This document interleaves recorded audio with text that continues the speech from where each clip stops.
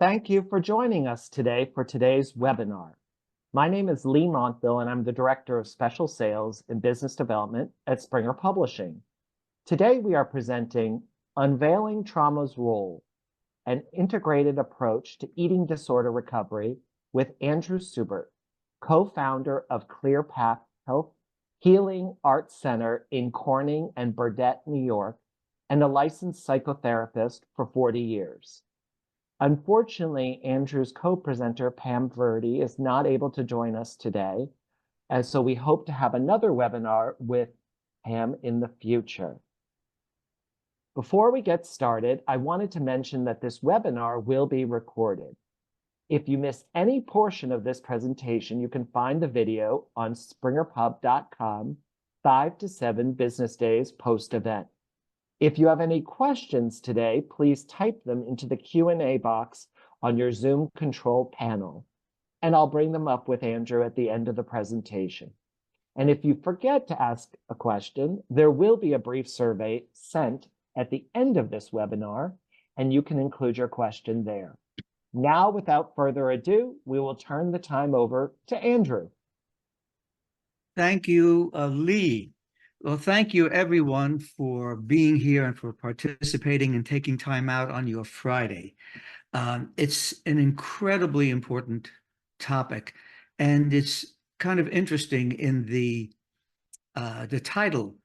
It's emphasizing the role of trauma, but then also emphasizing that it has to be an integrated approach. So often trauma is left out of the approach. And very often, I think psychotherapists aren't medically aware of what they need to know or what they need to ask about or what they need to check about when they're working with somebody with an eating disorder. So let me get us moving here. There's a picture of Pam. You'll miss Pam. I miss Pam. She's a delight, and hopefully in the future we will be back and working together. Pam and I had the idea for this book back in 2016. And then we received the contract with Springer to create this book. And it took us 2 years, 2018, it was, once again, it was published, and we have a second edition coming, has just come out. But Pam and I had been asked before that by different people to write something short, or what would be maybe a protocol for eating disorders. But we both were of the same mind. It's not a protocol. It's complicated, it's complex, and hopefully today, although it's only going to be an overview, it will give you some sense of where you might go in order to start to learn what you need to learn to work with eating disorders. Very often therapists, they really shy away from eating disorders because there's a lot involved. Hopefully this webinar will pique your interest and point you in directions that can enable you to really work with these folks who are really, really suffering. They really are, and very complicated. So everything that we'll talk about briefly today, and that when Pam and I developed or shaped the book, we put it into 4 phases, which are the 4 phases that you would find in trauma treatment. Now, there are some systems that will use just 3 phases. EMDR, for example, uses 8 phases. But for the sake of teaching and learning, 4 phases seems to be very important and very learnable. So as always, there's the assessment and the evaluation, and then there's the preparation before you then move into the trauma processing, which is, and that trauma is so often a part of the eating disorder profile. And then finally, there is so often the recidivism. There is that slipping back into what are almost like addictive behaviors with eating disorders. And that's where we move into phase 4 of reevaluation and integration. But then we oftentimes are moving back and forth. So it's not A, B, C, D, and you're done, but it's a lot more complicated. And above all, what's important is that you follow what is given to you by the client. It's a very process orientation. Follow what is given by the client, because that individual in front of you is capable, with the right relationship, of telling you everything you need to know to help them get to where they want to go. So phase one is the assessment and the evaluation of this eating disorder approach. So eating disorders, they are complex. It's a complex, meaningful mess where eating and weight issues have become inextricably entangled with wider psychological issues. Now, successful treatment, by the way, must address both food and nutrition, as well as the psychological difficulties. Because so often, the eating disorder is either, or rather the trauma, is either the root and the place where the eating disorder began, or the trauma exacerbates the eating disorder. But to not include attention to and treatment of the trauma and the negative story that the client has told themselves for years, to not approach that is really dealing with just the symptomatic level of just the behavioral level itself, the eating disorder, without looking at the roots that the eating disorder developed in order to deal with.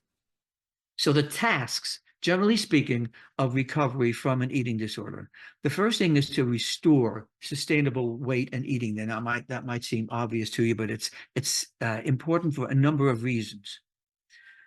Mainly that when you start to work with somebody as a psychotherapist, coming from that point of view, when you work with somebody who is enmeshed with an eating disorder, they will not be able to do your psychotherapy.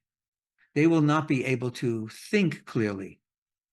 They will not have necessarily the energy to do the work you want them to do, because their body is either starving or is being overfed. And so we're talking about the beginnings of it is to, right off the bat, is to develop stability, the kind of medical stability that is needed in order to do any kind of psychotherapy. And part of that is disentangling ideas about weight and eating from the wider issues.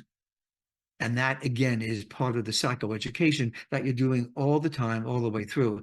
And then to successfully resolve underlying issues. But that needs to come after you get that stability. And we'll look a little bit more in detail about what's involved in that stability. It's so important that that be in place before you can even have a conversation about, well, why do you think this thing ever developed? See? And ultimately, we want to get life on the move again. Those of you who are trained in EMDR, but I think in any, especially EMDR, but in any good trauma treatment, realize that we deal with the past events, present triggers, and future fears, future anxieties. You have to cover past, present, and future to be thorough. But with an eating disorder, I think it's crucial to put your attention on the present and the present medical, physical condition of your client, so that there can be the development of enough physical and somatic stability so that you can do the other work. So the evaluation phase. First of all, as I've just said, medical safety. And to take a look at, as we think about medical safety, there are different medical challenges with different eating disorders. Let me just run very quickly through the DSM-5 categories. We won't get into anything with much detail. We don't have time for that. But just to give you an idea of what we might be dealing with when people say eating disorder, very often people think of anorexia nervosa, which is that restrictive form of eating disorders. But also there is simply the restrictive type and also the type that moves or goes back and forth between being restrictive and then binging and then purging. Then there's the bulimia nervosa, which is the binging and then the purging. There's the binge eating disorder, the BED, where it's just simply that overeating. The ARFID, which is the avoidant restrictive food intake disorder. This means basically people who have would be classified as an eating disorder, but it's not because of weight or pounds or image, but it's because there's some reason why they avoid certain foods. There was a young fellow, a college student I worked with once, and he was brought in to see me because he was in college his second year, and he would eat nothing but smoothies and a few specific kinds of food. Strictly speaking, eating disorder, but not your typical kind. And what happened, again, looking at it from a trauma perspective and not just a behavioral perspective, I found out that when he was, I think, about 8 or 9 years old, he had an incident in which he almost choked to death on some food. And that, as we know with trauma, that was never processed or worked through, so that memory, you might say, is buried in sort of the right posterior part of the brain, the part of the brain that holds on to information when we have an experience and it's too much for us to really let the brain work it through and process it. It gets shut down in the back part of the brain. And it's the part of the brain that doesn't work with words. It's a mute part of the brain, stuck back there, and it's buried, but it's buried alive. And then all it takes is for something in the present, such as coming across some piece of solid food, that to trigger that memory, up come all of those feelings as if they were happening now. And the person backs off from eating most food. So that's a quick example of why trauma and the past is very important. Meanwhile, you have to be working on making sure he's getting enough nutrition so that he has the energy and the mental capacity, the mental energy to go back and do the work on that trauma history. Then there's OSFED, other specified feeding or eating disorders. Okay, and this used to be called EDNOS, eating disorder not otherwise specified. This is for eating disorders that basically have some of the characteristics of some of the diagnoses, but not enough to be considered anorexia or bulimia, etc. And what's interesting is that we're noticing about what we've learned is that with all of the eating disorders, that they all have common elements, and that also some of the methods of treatment also move across these different diagnoses, that they have a lot more in common than they probably do not. Orthorexia, this is a big one. I'm, vegans or I guess vegans would be a good example. But folks, as soon as somebody comes in and they tell me, well, I'm just really starting to eat very healthy, like lettuce. And, they essentially what they're saying, they call it pure food. But my understanding over the years is it's really more like safe food. It's food that does not cause them to get anxious because they'll put on weight. Then there's a rumination disorder, which is regularly vomiting partly digested food. And finally, the pica, which is eating non-food substances. So these are just some of the categories that you're working with. So you can begin to see how complicated this can be because each one of those diagnoses has different presentation, different payoffs, you see. So there are different assessments that are very important. Now, again, what I'm going to do is be touching on these 4 different phases, but in each phase, just to say something about what is unique to eating disorders in this particular phase. So with respect to eating disorders, in addition to your typical history taking, You really want to get a history of what was the role of food in that family? What's the eating history of the client and the family? You know, what was mom's relationship to food, to her own body? What were meals like? This is very important information because this is going to really help you learn more and more about the story that the client has learned to tell themselves about themselves, such as, I'm not good enough. I'm never safe. Feelings are dangerous. I can't show feelings. I am completely worthless. And whatever it is, that's a story that's never been true, but has always been believed. And it gets believed because of that past, not only in the eating history, but the attachment history. What was the connection or lack of connection with mom, with dad, especially with mom? Because as you know, in those first couple of years of life, as John Bowlby would put it, that person's worldview, what Bowlby called a working model, how I deal with relationships, how I deal with challenges in life, all of that is formed before the brain is even working. And that's why working with the attachment element is very crucial. And it's also crucial because your relationship with the client has got to become more important than the client's relationship to the eating disorder. You may have heard that expression ED, the eating disorder. Ed is my best friend. And very, very often that is the case, that the eating disorder is the one thing in their life that they can rely on and feel as if it gives them some element of control.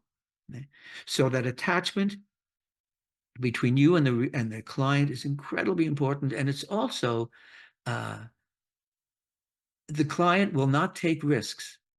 And to ask the client to begin to shift their relationship to the eating disorder is very, very, very tricky. And there has to be that connection. I'll say a little bit more about that later. But you're having understanding and compassion, understanding that the eating disorder sort of makes sense for that person, given their story that they've told themselves forever. That is so critical. Look at that a little bit after. So we get the attachment history, we have to get the trauma history. What were the events that may have given rise to the eating disorder, or that were made worse by the eating disorder? And finally, there are a number of eating disorder assessments that are out there, without going into the individual ones. But it's important, if you have any questions about or doubt about whether we have an eating disorder here or not, they do exist. So there are medical risks. We want to take a quick look at what some of the medical risks. I have to keep an eye on the time, by the way. I just realized that I'm trying to cover an awful lot. So let me move a little bit more quickly, and we'll have time for questions, maybe to fill in the gaps later, okay? So medical risks. Anorexia is up there. That's the top. And in terms of psychiatric conditions that result in death, anorexia is like number 2 or 3, at least the last time I checked the statistics, because of the effects of starvation and what it does to the brain, what it does to the heart, or even the BMI is the body mass index, which is a way of, it was really developed for insurance companies, but it is the weight in kilograms divided by the person's height in meters. And it comes up with a number that the insurance companies use to determine if a person needed weight pills or whatever it was they were selling. And it's oftentimes used, but it's really not terribly reliable. But it is reliable on the low end. When you go below a BMI of 15 and it gets low, now we're at a point where the person is in a dangerous zone. And when you get down to like a 13, the person should go inpatient, because when it gets down to a 10, we're talking clinical death. Okay. And also to keep in mind that and these are just things for you to know about, not that you're going to be in charge of all of this, but you also need to be aware of some of the things that the medical people who are working with your client, that they should be aware of. And you need to know the questions to ask. Are you doing this? Have you checked this out? Da, da, da, da, da. If they talk about refeeding, that has to be done very carefully, because there are many stories about people who have been starving in different countries at the end of World War One, and when people were refed too quickly, the body couldn't handle it and could very easily lead to congestive heart failure, seizures, breakdowns of red blood cells. So the refeeding has to be medically supervised. Bulimia, some of the medical risks here that there's some of the risks with bulimia come from some of the strategies that they use to reduce their weight. So they overeat and then they purge. The vomiting and what that does to the esophagus, what it does to the body. And it's really interesting. Very often with bulimia, folks think that, well, I threw up the food, so I won't gain any weight, but that's not true. Because as soon as they ingest the body's already taken some of that in. But things like using laxatives or diuretics or excessive exercising, all of that have their medical risks. And there's an electrolytic imbalance which takes place. And that was a problem, very sadly, with Karen Carpenter. I probably remember her, some of you. I don't think I'm dating myself. A pop singer, I think, with one of the most stunning voices. But she died because the electrolytes just stopped functioning because of the eating disorder. But it can cause muscle weakness, numbness, paralysis, seizures, irregular heartbeat, and even cardiac arrest. This is just to give you an idea of, not to scare you. I just realized some of you might be having a mild cardiac arrest just hearing this. But this is just important that you're aware of the importance of making sure your folks are being handled competently medically. So you have to keep, now, in terms of keeping them medically safe. By the way, let me just say one other thing. Don't assume that all doctors or all dietitians or all nutritionists really know what they're doing with regard to eating disorders. Especially if you refer somebody to a dietitian or nutritionist and they basically put them on a diet of some kind. Diets don't work. We don't have time to get into it here, but they do not work. The person has to be put on an eating plan, you see. And there are many doctors. I mean, there was one doctor years ago who, in Corning, New York, wonderful. I mean, a wonderful physician and very competent. And she sent a 16, 17-year-old young girl over to me. She said, I think we may have an eating disorder. Could you check that out? Now, the way I worked, because I was always in private practice. Pam, on the other hand, a good chunk of her career was working in a hospital setting, which is why the two of us working together was a very good combination. So I was in private practice in Corning, but anybody who came to me with an eating disorder or looked like that, I would immediately send them over to the upstate New York Eating Disorder Services, which is in the next town over of Elmira, New York. And we were very fortunate to have anything like that, because many places in the country don't have that. And the girl came in with her parents, and I said, well, I'm glad Dr. So-and-so sent you over. The doctor gave her a clean bill of health. And I said, but I really am not willing to work with any potential eating disorders unless you're checked out by we called it the nutrition clinic back then. So I sent her over to the nutrition clinic, and I get a call from the director, Carolyn Hodges, the next day. And Carolyn said to me, if you don't, if she's not eating differently, in 2 weeks, I will have to hospitalize her. And that really struck me. That was one of my educational moments, that the person was so um, internally, she looked great on the outside, a beautiful kid. But on the inside, there were the tests that they give, and I'll mention them in a bit, which indicated that she was really in a dangerous place. And the physician who referred her, as good as she is, what didn't have the equipment or even think to have certain testing done. Okay. So keep that in mind to make sure that the medical people you're working with really do know what they are doing, and they have different ways of testing. I'll mention the tests in a few moments.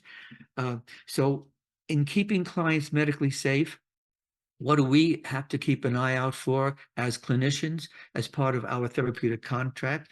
Well, first of all, a weight monitoring is essential. Now, Pam did this in the hospital. I think she'll do this at times in her office. I never did that. I left all of that to the nutrition clinic because I didn't want to have to be the bad guy who dealt with the pounds and the weights and the food and stuff like that. I had enough to do with the relationship and with the trauma history. There has to be a medical monitoring of blood and electrolytes, heart, EKG, bone density. Bone density is a big one. The reason why I was involved, why I became committed to working with eating disorders, is that I think it's 21, 22 years ago, about 12, no, 24 years ago, our eldest daughter, my stepdaughter, but she was really my daughter, died of anorexia when she was 21. And she was 21, but when they checked her bone density, it was the bone density of a 73, 74-year-old person. So the bone density can give you a lot of information. Metabolic rate and body composition. These two things are incredibly helpful in terms of giving you feedback. That's how the folks at the nutrition clinic knew that that one teenager was in trouble. But it takes particular equipment to determine the metabolic rate and the body composition. And that's something that you may want to ask about, or find out where are the places that might do that. And also with anorexia, increasing the food intake gradually. But again, that all of this is what I would leave to the nutrition clinic. I'd checking with bulimia, with the binge eating disorder, checking with, are they eating the 3 meals a day and so many snacks? Again, I did not check on that. That may be part of what you want to do. Or if you have a really good clinic who can do that on a weekly basis, that would have been my choice. Preparation for the trauma. The first thing, which again, you need to do from the very first moment that they come in, is to have that secure attachment. Okay. And when they come in, I remember one of my first biggest mistakes when folks first came in, and I said to myself, I was thinking, well, they're here because they want to get over the eating disorder. Wrong. That was about as wrong as I've ever been, because the eating disorder has all often been their best friend. Okay? So very often I'll start out with, well, I know where you were sent here, but is there anything that you might be interested in working on? Because I need to get that rapport, and I need to get them involved in something that they really are invested in. And then we slowly can move into, how does the eating disorder then affect this thing that you'd like to change, like the trouble you have dating, for example. Okay. So that attachment, that relationship is primary. I think it's primary in any psychotherapy, frankly. And it's predictive of outcomes. A good attachment, a secure attachment, gives your client the opportunity to have a corrective attachment experience which they may not have had when they were, born at the age of 1 to 2 or 3. And then, and the first book that I wrote is called The Courage to Feel. And it's in its second edition now. You can get it on Amazon. But to be able to help your client get past the fear of feelings is right from the beginning. By the very second session that I'm working with anybody, I am already teaching them, number one, the most important skill of all, awareness. How do you become aware of, well, there is a feeling. Well, you have to pay attention to your body. Ooh, that's dangerous area for somebody with an eating disorder. So it has to be handled delicately. But they have to begin to have the courage to open their awareness, to notice feelings, to tolerate feelings, to work with those emotions, to question the feelings, to be motivated by the feelings. And I believe this has to happen right from the beginning.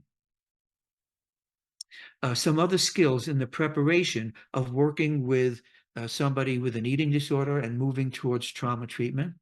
As I said, the affect awareness, self-regulation. How do you really regulate those feelings when they come up? I'm not saying that you should bury them, and I don't want you to avoid them, especially anxiety. Anxiety and shame being two very big feelings that folks with eating disorders deal with. And what I would always do with them is, can you go toe to toe with that anxiety? Every time you run from it, you avoid it, you bury it, whatever you do to it, or you stuff food in your mouth to push it down, or you restrict to take your attention off of that feeling. No matter what you do, every time you do it, the anxiety gets more power. The shame becomes more powerful. So teaching them how to face the feeling and then learn from the feeling. The feeling may have something to teach you. So Rumi, the Persian poet, sacred poetry had said, treat the feelings as guests that arrive at your front door. But sometimes the feeling may be telling you the wrong message. It's not the fault of the feeling, but it's because you've already had a preconceived belief. And because of that belief, a certain feeling goes off. Well, the feeling is doing its job. It's the belief you have to now look at. But that's the importance of the feeling. Remember, the feeling is not a judge and jury. The feeling is a signal, like radar. And it's reminding you, check this out. So if anxiety comes up, anxiety is saying something terrible is going to happen, something awful, awful, come back, and that self-regulation, using the breath, breathe into where that feeling is, let some of it go. Lengthen the exhale. The polyvagal approach with the polyvagal theory is to breathe in and that extend, make the exhale longer, because that slows down the heart rate. As that slows down, and as you are facing the feeling, guess what you're doing? You're stepping back from the emotion. You're not lost or immersed in the feeling. And then you can work with the feeling from that perspective. All of this is so important. Education about eating disorder, because there's so often many, many misconceptions about food. A big one might be, well, if I want to lose weight, I'll just stop eating. I have a friend of mine I play racquetball with. And he's a guy, he's 81 now, plays racquetball still. But he has a really big gut. And he says, I just want to lose weight. So all I'll have is maybe a little bit of oatmeal in the morning. It's not going to happen. That's a misconception. Because if you starve the body will hold on to anything that you eat. And your metabolism slows down. And both of those factors will contribute to the maintenance of your weight. So psychoeducation goes on all the way through. It almost never stops. Then there's a cognitive retelling of the story. And the first step, the story that the client tells himself about themselves. Well, first of all, they have to be aware that they have not only been telling themselves a story, but they've been a character in the story for years, and they don't even know it. This is all about awareness, you see. And now the last piece may mention very quickly, and part of preparation is that I've never worked with an eating disorder client who does not experience some form of dissociation. And for that reason, working with parts or ego states is going to be a very important piece, I think, in being able to work with eating disorders. Trauma processing, um, always watch out for dissociation, okay, at all times. Um, and there are many, many theoretical conceptualizations. Now, I meant to ask at the beginning, I'm not too sure of all of you who are viewing this webinar, how many of you are trained in EMDR, how many of you are not, but whatever your particular approach to um,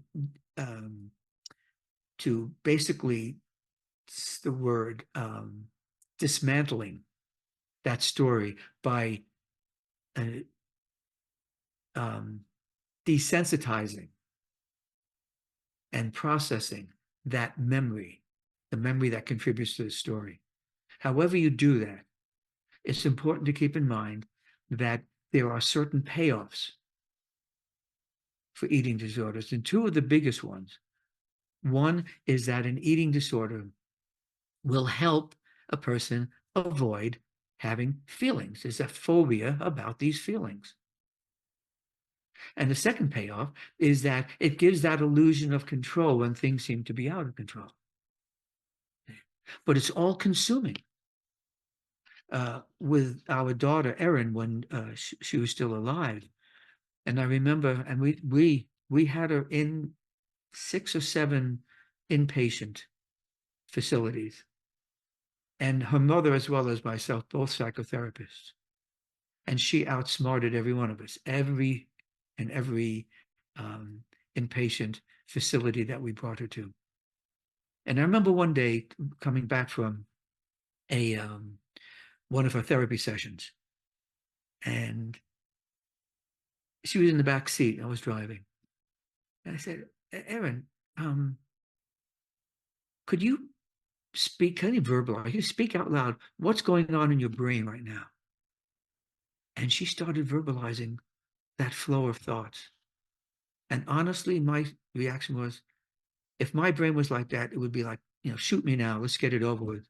This is too painful to live with. And it's 24/7, you see. And then there's always that obsessive compulsive element that goes with many eating disorders. And that's why we also have very, very many co-occurring conditions such as anxiety and depression. Because guess what? Especially with anorexia and also with bulimia, the person's gut, where a lot of the neurotransmitters they are formed, they are not being formed because the gut is being starved, and the gut doesn't have what it needs to produce ultimately these neurotransmitters that allow for a mood stabilization. And that's another reason why at the beginning, you really want to have that stabilizing of eating, getting back into some kind of a rhythm, because without that nutrition, the gut is starving, neurotransmitters are not being created, and there will be anxiety and depression that will get in the way of everything that you do. And that the issue about control is so amazing. A woman who was 40 years old, well, early 40s.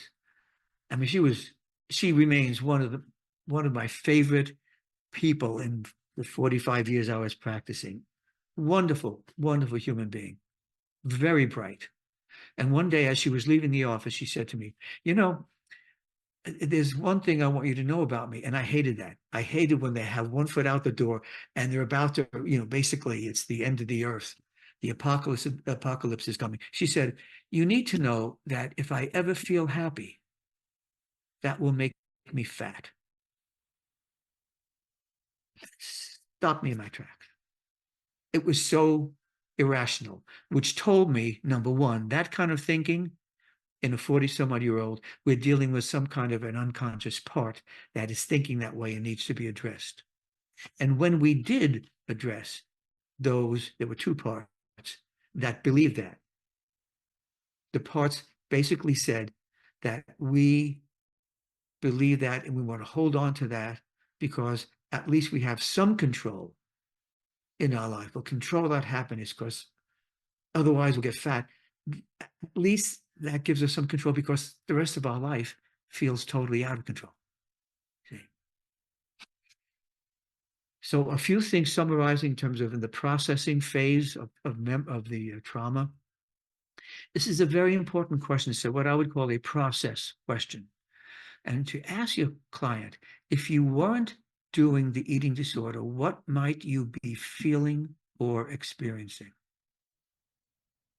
That's a very, you can ask that question in a session if you find that somebody is talking and they're not really getting down to what's going on for them. You might say, if you weren't narrating and chatting that much, or if you weren't telling me how the kids at home are doing, what else might you be feeling or experiencing in this moment? It's a very important question. Keep that in mind. You can very often get at what's behind the behavior, whether it's an eating disorder or whether it's any other form of distraction that a client might be entering into during the session. Also keep in mind that unresolved trauma, big T's, little t's, PTSD, this disrupted attachment and developmental arrest, they're often core underlying issues, and dissociative experiences are common from mild to dissociative seizures and to DID.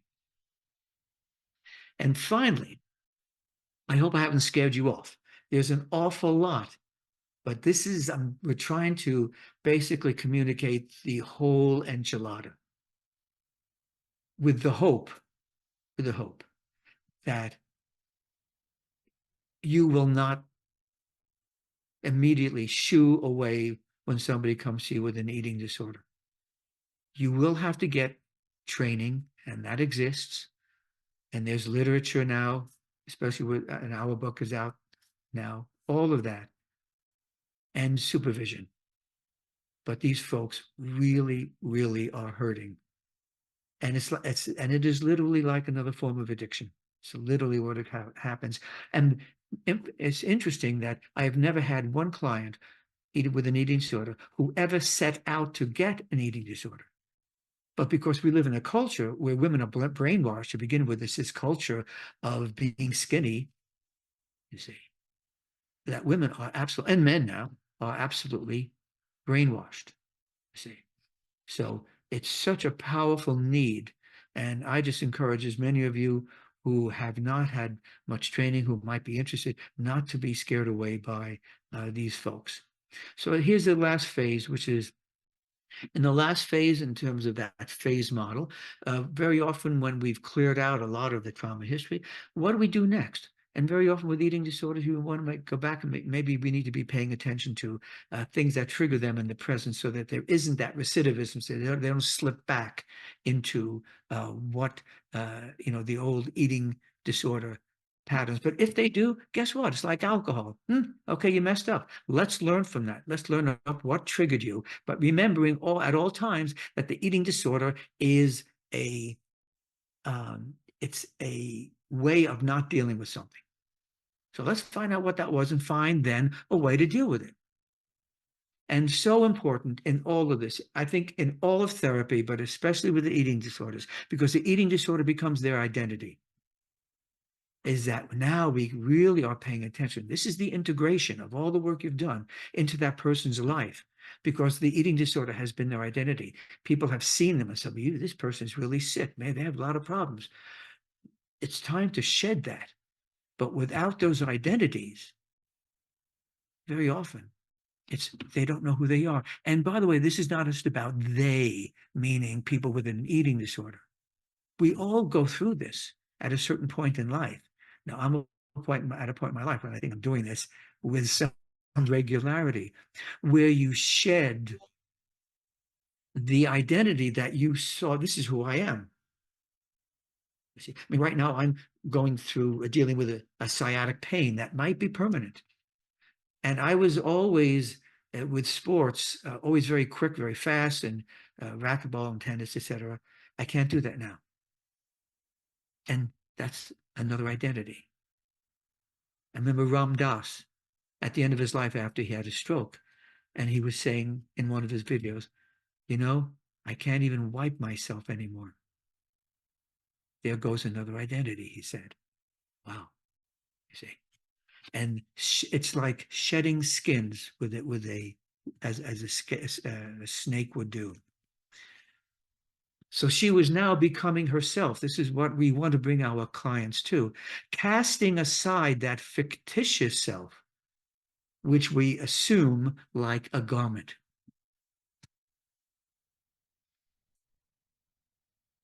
In our revised edition, the book that will be mentioned later, it's so important, and we've addressed these issues with new chapters, additional chapters, issues of LGBTQIA+ prejudice, and how that impacts eating disorders or the relationship between the two. Racism, the effects of racism on eating disorders. EMDR in the treatment of eating disorders in children and adolescents. Treating the impact of ADHD and autism on eating disorders. The impact of COVID, which is huge, on eating disorders. And now there's someone from Holland, from Netherlands, who has developed a protocol for eating disorder, EMDR, in working with eating disorders. So all of this is up and coming, and because these are very contemporary issues that we need to take a look at. So the last thing I would really want to say is to keep in mind that hopefully you will be able to, if you're already working with eating disorders, hopefully this helps. If you're not willing to or haven't been willing to, hopefully this might open the door for you, because these folks are waiting for us. They're waiting for someone to come along and help them out of this incredible trap that can be an eating disorder. So we journey together, all of us, our clients, fractured, but never broken. Blessings on all of us. Many thanks to all of you. So now I would like to turn this over to Gina and Lee with any questions or comments. Thank you, Andrew. That was incredible. It really was amazing. Thank you so much for taking the time to go through that. We do have some questions, so we're going to go ahead. And if anybody has additional questions, please type them into the question box on your control panel, and I will ask them of Andrew. So Andrew, the first question was from Fariba, who said, which assessment helps us to evaluate our client's level of issue? To assess our client's level of issue. Yes. Meaning, I mean, it's a little on the broad side, I think. So I'm assuming that means, like, generally speaking, like, what is the severity of the eating disorder? Yes, we can go with that. If Fariba wants to put some additional notes in the chat, she can, and I'll take a look. So the next question is from Emma. Can a client who is eating almost nothing, i.e. a piece of fruit or a cereal bar per day, maintain a weight that is only slightly underweight? I would doubt that very highly. You see, and I see the important thing too, it's not only the weight, but is the person's brain able to function? And the brain cannot function. The brain alone, to say nothing of the rest of the body, cannot function on that small amount of intake on a daily basis. Okay. Thank you. The next question was from Bonnie. Bonnie is wondering about a child who is 13 and very restrictive in eating, only chicken nuggets, and he lost his mother, and that so a child has experienced that and other trauma. So, do you have any recommendations, guidelines for Bonnie? a couple of thoughts. Um, and this is really where getting the history of the eating disorder is important. I would really want to know when this began. You see, what was going on in his life when it began. Um, I do have had um, a client, and it wasn't an eating disorder, but it was a phobia about germs.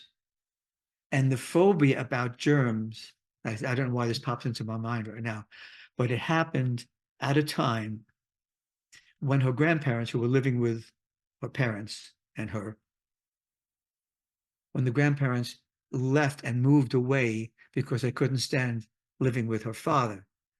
And as soon as they moved away, her phobia about germs, which is just another form of control, kicked in. So I would want to know when this began. This is really where all of the histories, are very important. Um, uh, and I don't know how much of that he's eating. By the way, when people, you'll ask folks, you have to be specific when they'll say, "Well, I ate breakfast." Well, what did you eat for breakfast? You see, um, and with something like this 13-year-old, it'd be really important to educate him nutritionally. And you're growing and you want to be strong, you're 13, et cetera, and that you need a little bit more of this or that, very slowly, gradually trying to add uh, food that would more complement the the food that he's eating right now. But in the meanwhile, I would really be taking a look at when did it start and how connected is it to his trauma history. I'm sure the trauma history, even if it wasn't the source of the eating disorder, aggravated the eating disorder. And this would be a really important. It's a very, very tricky thing, but to find out what it would be like if he didn't have that control. And you'd have to have a relationship with the boy and ask, even if he had the thought of eating something else. So oftentimes I will ask people to imagine they're doing that which they fear. So let's say he has a fear of eating bread. Okay. So I want, to the best of your ability, just here, you're safe and you can stop at any time. Imagine eating a piece of bread. What I've done with that one fellow who had the choking incident, I actually brought some food in and we practiced chewing and chewing until he could manage it. So this is a very behavioral part of it, which is really where it has to be a very integrated approach. But I would be very interested in saying, if you could even just chew on one piece of bread, and even if he doesn't swallow it, what is he aware of as he's doing that? You might learn a lot about what the restriction is doing for him. Excellent. Thank you so much, Andrew. There are a couple more questions. Ingrid has asked if a client feels overeating is the only strategy that works to numb emotional pain when triggered, what alternative strategies would you offer? I have done lots of trauma processing, which has helped a lot, but it has not resolved it completely. Meditation, grounding, visualizing resources have effect, but it's not as effective as overeating in creating calm for the client. Got it. I think with somebody like that, I would certainly see, this is a lot of it is from my Gestalt background, which is you want to make things immediately present in the session. So rather than talking about past events, and even though she has skills, etc., her brain has not yet created the habit of bringing up that skill when she is tempted to overeat. And so what I would do is have, okay, when was the last time this happened or the next time you expect it to happen? And let's run a mental movie of getting to that point where you're at a choice. And at that choice point, there's that temptation to overeat. And I want you to stop the movie there and bring in whatever skills work until your anxiety or fears or whatever of whatever is going on, whatever feelings you're avoiding, until that subsides so that you can make the choice that you would rather make rather than overeating. To create a movie in her head so her brain gets practice in linking resources and skills with a certain situation. Because, I mean, people will teach and train clients in resource after resource. But if you don't give the brain the experience imagistically of connecting it to that situation, the brain won't do it automatically. So you create the movie, you have the client run that movie and coming to a successful ending in your session. And then they go home and they have to practice running that movie when they get up in the morning, before they go to bed at night, any other time, so that the brain is now making that connection. I would suggest doing something like that. And another thing that you can do is when you do this and they are running the movie, run it in slow motion. So they have plenty of time, because you see, I think in the moment, they very often they'll be tempted to something comes up and they think of overeating. Well, if you run that in slow motion, oh, take a breath, take a breath, take a breath. They have more time to actually bring in resources and skills that would be more appropriate. Excellent. We only have about 2 more minutes left, so we still have some questions left. One of the things I wanted to let people know is several of you asked about specific recommendations for specific trainings. We'll circle back to Andrew offline and connect with him about that, including somebody else who asked about possibly having you as a doctoral advisor, Andrew. So I will connect with you offline about that. The last question we're going to take today is from Michelle, and she said, "Thank you for your incredible presentation. Your clients are so lucky to have you, and I feel truly inspired. How would you recommend ensuring a medical professional can assess a person's true health when they are engaging in ED behaviors? How can you help educate providers and clients? I've had clients go to their providers and be quote unquote medically cleared when they were severely underweight and Right, engaging in restricting and purging." right, right. Um, I don't know if there's any one answer. I think you just have to ask around. Um, I know in my area the folks that I would send people to, and part of it is because I've worked with them, and part of it is because I know I wouldn't send somebody there because they've sent somebody to me, or in other words, you just have to test the results when people come to you. Um, but it does take real searching out in the area. And sometimes it actually takes calling or having an interview with the medical doctor to ask them, how do they deal with eating disorders, and what's their background? And I think those are very legitimate questions to ask. Now, I think there are many doctors who, for you might say, not the best of reasons, don't like to be questioned. But that's, in a way, that's a problem that they have. It's a lot of that narcissism that you'll sometimes find with medical people, or especially I think psychiatrists. I don't want to be too general, but I've seen a lot of that where they don't want to be questioned, or they're the experts, etc. But I think what we need to do is to find out what the questions are that we need to ask, and then ask them. I think that may be the safest way, other than asking your colleagues in the area, who do you recommend, who do you send to, et cetera, et cetera. Now, what I'd like to see, I don't know how to do this. There is on our website, the ClearPath website, there is a link that I can provide. I was going to put it into the chat, but I have to get back to this other set of slides to get you that link. It's a link to a video, a free video. It's on our website, the ClearPath website, and it's my interviewing two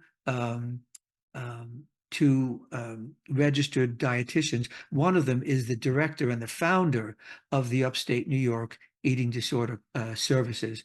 And I interviewed them, asked them a whole bunch of questions, and it's free for the watching. And one of the questions I ask are, what is it that medical people and nutritionists and dietitians, what is it that they need to know in order to work with folks with eating disorders? So I can get that somehow leave how we can get that Yeah, link well, to well, everybody. here's what I was going to suggest, Andrew. We will send it to everybody because we'll be sending. A lot of people have asked for a recording. This has been recorded, and we will be sharing the recording with everybody within 5 to 7 business days.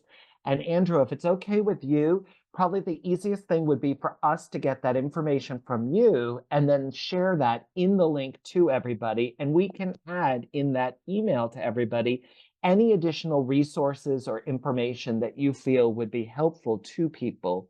But I know because we're at the end of our hour. I know a lot of people have probably appointments to go to now. So we're so grateful that everyone has taken the time to today to spend an hour with us. And we want to thank Andrew again for an amazing presentation. If you're interested in ordering the new edition of Andrew and Pam's book, Trauma-Informed Approaches to Eating Disorders, you can receive a 25% discount using the code webinar24 at checkout on www.springerpub.com. And just to reiterate, as I mentioned before, the recorded session will be available on springerpub.com within 5 to 7 business days. We will also share that with you all, and we will be in touch. And if anybody has any questions for me regarding the book or ordering the book, I've provided my information in the chat, and I will be doing a follow-up to you all as well. Thank you again, Andrew. This was amazing. People love this, and we'll share all the comments. There are amazing comments that have come through in our chat. So we're grateful for all that you do, and we want to thank you and wish everybody a wonderful Friday and a happy, wonderful weekend. Thank you again, and we look forward to seeing you at the next Springer Publishing webinars. Have a great Thank day. you. Thank you. Bye-bye now.